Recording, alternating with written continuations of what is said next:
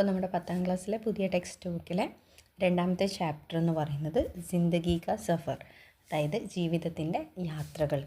Okay, അപ്പോൾ ഇത് ഹൈക്കു ആണ്. ഹൈക്കു എന്ന് പറയുന്നത് നമ്മൾ ഈ വർഷം ആദ്യമായിട്ട് പഠിക്കുന്നതാണ്. ഹൈക്കു ജപ്പാനി കവിതാക്കി പാരമ്പരിക ശൈലി ഹെ, അതായത് ജപ്പാനീസ് കവിതകളുടെ ജപ്പാനീസ് കവിതകളുടെ ഒരു പാരമ്പരിക ശൈലി അല്ലെങ്കിൽ ഒരു പ്രത്യേകതരം പാരമ്പരികമായിട്ടുള്ള കവിതാരൂപമാണ് ഹൈക്കു എന്ന് പറയുന്നത്. ഓക്കെ, യഹ് 3 പങ്ക്തിയാമേ ലിഖി ജാതി ഹെ, ഇത് 3 വരികളിലായിട്ടാണ് എഴുതപ്പെടുന്നത്. ഓക്കെ, ഇസ്മേ 17 ശബ്ദാംശ് ഹോത്തെ ഹെ, അതായത് 17 സിലബിൾസ് ആണ് ഉണ്ടാവുക. Okay, Pehli പങ്ക്തി may 5, ദൂസരി may 7 and തീസരി may 5, അങ്ങനെ അതായത് ഒന്നാമത്തെ വരിയിൽ 5 സിലബിൾസ്, രണ്ടാമത്തേതിൽ 7, മൂന്നാമത്തേതിൽ 5, ഇങ്ങനെയുള്ള കവിതാരൂപം ആണ്. 3 വരികളിലായിട്ട് വരുന്ന കവിതാരൂപമാണ് ഹൈക്കു. അപ്പോൾ ഹൈക്കുകൾ സാധാരണയായിട്ട് മനുഷ്യരുടെ ജീവിതശൈലികളും അതേപോലെ കാലാവസ്ഥാ വ്യതിയാനങ്ങൾ അല്ലെങ്കിൽ കാലാവസ്ഥയെക്കുറിച്ച്, സീസൺസിനെ കുറിച്ചൊക്കെ പ്രതിപാദിച്ചുകൊണ്ടാണ് വരുന്നത്. അപ്പോൾ നമ്മൾക്ക് ഒന്നാമതായിട്ട് പഠിക്കാനുള്ള ഹൈക്കു എന്ന് പറയുന്നത് സുരംഗമ യാദവ് എഴുതിയ ഒരു ഹൈക്കു ആണ്. അപ്പം നോക്കാം. സൂഖ യാ ബാഡ് സാഹബ് കെ ആംഗൻ സദാ ഫുഹാർ, അതായത് സൂഖ എന്ന് പറഞ്ഞു കഴിഞ്ഞാൽ വരണ്ടത്, യാ ബാഡ് എന്ന് പറഞ്ഞു കഴിഞ്ഞാൽ വെള്ളപ്പൊക്കം. ഓക്കെ, ദെൻ സാഹബ് എന്ന് പറഞ്ഞു കഴിഞ്ഞാൽ ഇവിടെ ധനികനെയാണ് ഉദ്ദേശിക്കുന്നത്. സാഹബ് കെ ആംഗൻ, അതായത് ധനികൻ്റെ മുറ്റം. സദാ ഫുഹാർ സദാ എന്ന് പറഞ്ഞു കഴിഞ്ഞാൽ എപ്പോഴും. ഫുഹാർ എന്ന് പറഞ്ഞു കഴിഞ്ഞാൽ ചില കണികകൾ, അതായത് വെള്ളത്തുള്ളികൾ എന്നൊക്കെ പറയാം. ഓക്കെ, അതായത് വരണ്ടതോ വെള്ളപ്പൊക്കമോ ഇങ്ങനെയോ ആയിക്കോട്ടെ, പണക്കാരൻ്റെ അതായത് ധനികൻ്റെ മുറ്റത്ത് എപ്പോഴും അതെന്താണ്, ചെറുകണികകളാണ് എന്നാണ് പറയുന്നത്.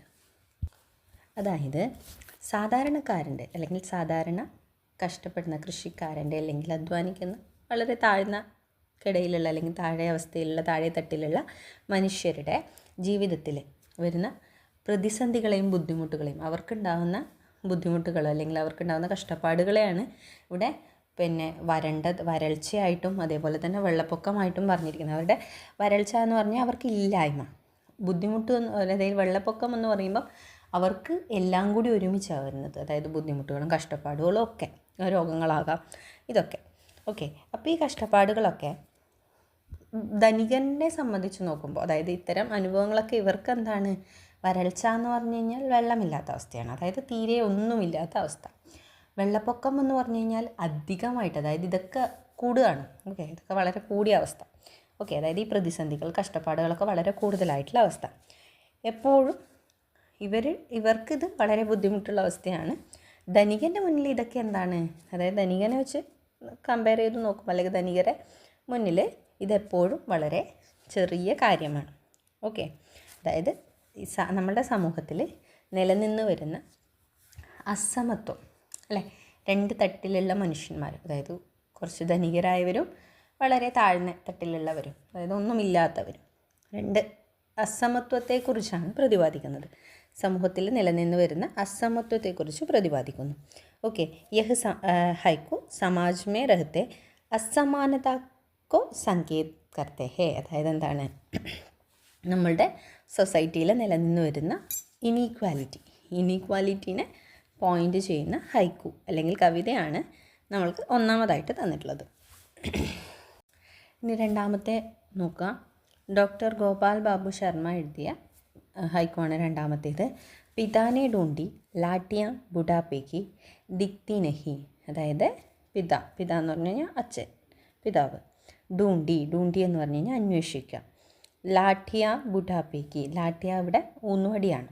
ഓക്കെ, ബുഡാപ്പേ എന്ന് പറഞ്ഞു കഴിഞ്ഞാൽ വാർദ്ധക്യം. ഓക്കെ, ദിക്തി നഹി കണ്ടില്ല. അപ്പോൾ എന്താണ്, അച്ഛൻ അന്വേഷിക്കുകയാണ് എന്ത്, വാർദ്ധക്യത്തിലേക്ക് ആവശ്യമായ അല്ലെങ്കിൽ വാർദ്ധക്യത്തിലെ ഊന്നുവടി, അതായത് വാർദ്ധക്യത്തിൽ ആവശ്യമായ ഊന്നുവടി അന്വേഷിച്ചുകൊണ്ടിരിക്കുകയാണ്. പക്ഷേ അതെവിടെയും എന്ത് ചെയ്തില്ല, അദ്ദേഹത്തിന് കണ്ടെത്താനായിട്ട് കഴിഞ്ഞില്ല. ഓക്കെ, അപ്പോൾ എന്താ ഇതുകൊണ്ട് ഉദ്ദേശിക്കുന്നത്, വാർദ്ധക്യത്തിൽ അതായത് പ്രായമാകുമ്പോൾ അവർക്ക് എന്താവശ്യമാണ്, ഊന്നുവടിയുടെ ആവശ്യം. ഇപ്പോൾ ഇവിടെ ഊന്നുവടി എന്ന് പറഞ്ഞു കഴിഞ്ഞാൽ ഒരു കമ്പ് മാത്രമാണോ?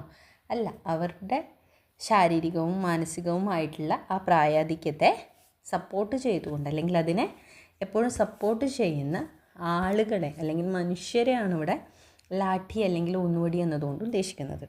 ഓക്കെ, അപ്പോൾ വാർദ്ധക്യത്തിൽ അവർക്ക് ലഭിക്കേണ്ട കരുതലും അവർക്ക് ലഭിക്കേണ്ട സഹായവും അല്ലെങ്കിൽ അങ്ങനെയുള്ള സഹായഹസ്തങ്ങളൊക്കെ നീട്ടേണ്ടത് മക്കളും അല്ലെങ്കിൽ അങ്ങനെയൊക്കെയാണ് അല്ലേ.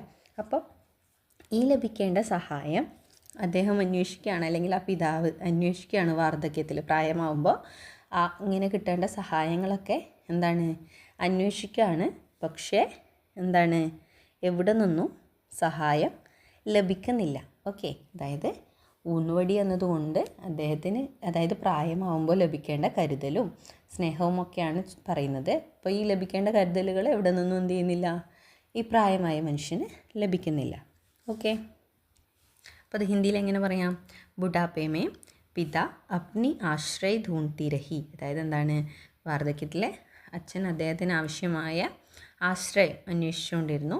ലേക്കിൻ കഹാസെ ബി സഹായത നഹി മിൽത്തി. അപ്പോൾ എവിടെ നിന്നും എന്ത് കിട്ടുന്നില്ല, അദ്ദേഹത്തിന് സഹായഹസ്തം അല്ലേ, സഹായിക്കാനുള്ള ഒരു മനസ്സ് അല്ലെങ്കിൽ സഹായിക്കാനുള്ള ഒരു തോള് ലഭിക്കുന്നില്ല. മൂന്നാമത്തെ ഹൈക്കു എന്ന് പറയുന്നത് കമലാ നികുർപ്പ എഴുതിയ ഡൂൺതി രഹി ബർഫീലി നഗരിമേ നേഹിക്കി ആജ്. അതായത് ഡൂൺതി രഹി എന്ന് പറഞ്ഞു കഴിഞ്ഞാൽ അന്വേഷിച്ചു. ബർഫീലി നഗരി എന്ന തണുത്ത മഞ്ഞുമൂടിയ, ബർഫീലി മഞ്ഞുമൂടിയാണ്, മഞ്ഞുമൂടിയ നഗരത്തിൽ എന്താണ് നേഹിക്കി ആഞ്ച്, സ്നേഹത്തിൻ്റെ ചൂട്. ഓക്കെ, അപ്പോൾ എന്താണ് അന്വേഷിച്ചുകൊണ്ടിരിക്കുകയാണ്, തണുത്തുറഞ്ഞ മഞ്ഞുമൂടിയ നഗരത്തിനകത്ത് സ്നേഹത്തിൻ്റെ ചൂട് അന്വേഷിച്ചുകൊണ്ടിരിക്കുകയാണെന്നാണ് പറയുന്നത്. ഓക്കെ, അതായത് ബർഫീലി നഗരി എന്നതുകൊണ്ട് ഇവിടെ ഉദ്ദേശിക്കുന്നത് ക്രൂരമായ, വളരെ നിഷ്ഠൂരമായിട്ടുള്ള ഈ ലോകത്തെയാണ്. അതായത് സ്നേഹമില്ലാത്ത, എല്ലാവരോടും ക്രൂരമായിട്ട് എന്താണ് കൊലപാതകവും പിന്നെ അടിയും പിടിയും ദേഷ്യവും ഒക്കെയുള്ള ഇന്നത്തെ ഈ ലോകത്ത് എന്താ സ്നേഹത്തിൻ്റെ ചൂട്, അതായത് സ്നേഹത്തിൻ്റെ ആ ഒരു കരുതലിൻ്റെ ചൂട് എന്ത് ചെയ്യാണ്, അന്വേഷിച്ചുകൊണ്ടിരിക്കുകയാണെന്നാണ് പറയുന്നത്. അപ്പോൾ ഇതിന് ഹിന്ദിയിൽ നമുക്ക് എങ്ങനെ പറയാം? നിർദ്ദയി ഓർ ക്രൂർ ഠണ്ഡി ദുനിയാമേം. അതായത് എന്താണ്, നിർദ്ദയവും ക്രൂരവുമായിട്ടുള്ള ഈ തണുത്ത ലോകത്ത് സ്നേഹ ഓർ അനുകമ്പ കാ പ്രകാശ് ഢൂണ്ഡന പടുത്ത ഹെ. അതായത് എന്താണ്, സ്നേഹത്തിൻ്റെയും അനുകമ്പയുടെയും ഒക്കെ പ്രകാശം, ചെറിയ വെളിച്ചം അല്ലെങ്കിൽ ചെറിയ ചൂട് നമ്മൾ എന്ത് ചെയ്യേണ്ടി വരുന്നു, അന്വേഷിക്കേണ്ടതായിട്ട് വരുന്നു.